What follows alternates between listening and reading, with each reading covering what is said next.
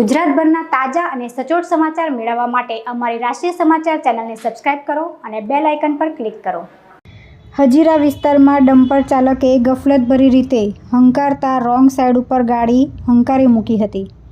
ખાનગી ટ્રાવેલ્સમાં કંપનીના સિક્યોરિટીના માણસો બેઠા હતા। અંદાજે 20 કરતાં વધુ પેસેન્જર અકસ્માત સમયે ગાડીમાં જ હતા।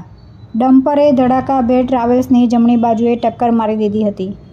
ટક્કર થતાની સાથે જ તમામ મુસાફરો નીચે ઉતરવાના શરૂ થઈ ગયા હતા। ડ્રાઈવર સાઈડ પર જ ડમ્પર દ્વારા ટક્કર મરાતા કાચ તૂટી ગયો હતો અને જે ડ્રાઈવરને કાનના ભાગે લાગ્યો હતો। મોરાથી સિક્યોરિટીના માણસોને લઈને હજીરા તરફ ટ્રાવેલ્સ જઈ રહી હતી તે દરમિયાન જ અકસ્માત સર્જાયો હતો। મળતી માહિતી મુજબ ડમ્પરની આગળ જે પેસેન્જર ચાલી રહી હતી તે એકાએક બ્રેક મારી હતી। તે સમયે ડમ્પરની ઇમરજન્સી બ્રેક ન લાગવાના કારણે તેણે સીધી રોંગ સાઈડ ઉપર ગાડી લઈ લેતા ટ્રાવેલ્સ સાથે ભટકાઈ ગઈ હતી।